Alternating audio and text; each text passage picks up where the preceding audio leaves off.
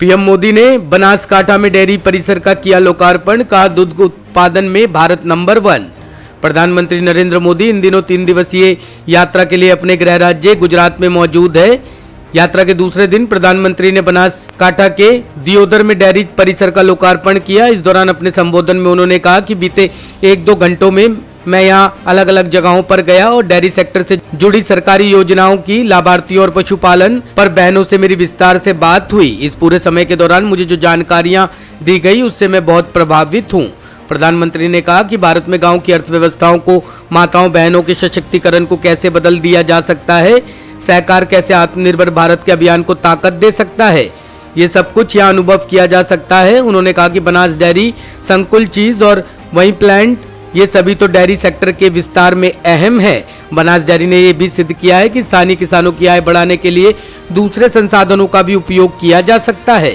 PM Modi ने कहा, आलू और दूध का आपस में कोई लेना देना नहीं है, लेकिन बनास डेयरी ने ये रिश्ता भी जोड़ दिया है। दूध, दही, छाछ, paneer, French fries, burger, patties जैसे उत्पादों को भी बनास डेयरी ने किसानों का सामर्थ्य बना दिया है। ये भारत के लोकल को ग्लोबल बनाने की दिशा में भी एक अच्छा कदम है। कुछ महीने पहले मुझे अपने संसदीय क्षेत्र वाराणसी में बनास काशी संकुल का शिलान्यास करने का अवसर मिला था। मैं बनास डेयरी का हृदय से आभार व्यक्त करता हूं कि काशी के मेरे क्षेत्र में आकर के भी वहां के किसानों की सेवा करने का, पशुपालकों की सेवा करने का गुजरात की धरती से बनास डेयरी ने संकल्प किया और अब मूर्त रूप दिया जा रहा है। मैं इसके लिए काशी के सांसद के नाते मैं आप सबका कर्जदार हूं, मैं आप सबका ऋणी हूं और इसलिए मैं विशेष रूप से बनास डेयरी को हृदय से धन्यवाद करता हूं। आज यहां बनास डेयरी संकुल के लोकार्पण का कार्यक्रम का हिस्सा बनकर मेरी खुशी अनेक गुना बढ़ गई है। भाइयों और बहनों, आज यहां जो भी लोकार्पण और शिलान्यास किए गए हैं वो हमारी पारंपरिक ताकत के से भविष्य के निर्माण के उत्तम उदाहरण है। बनास डेयरी संकुल, चीज और वे प्लांट, ये सभी तो डेयरी सेक्टर के विस्तार से अहम है ही। बनास डेयरी ने ये भी सिद्ध किया है कि स्थानीय किसानों की आय बढ़ाने के लिए दूसरे संसाधनों का भी उपयोग किया जा सकता है। अब बताइए, आलू और दूध का कोई लेना देना है क्या? कोई मेलजोल है क्या? लेकिन बनास डेयरी ने ये रिश्ता भी जोड़ दिया।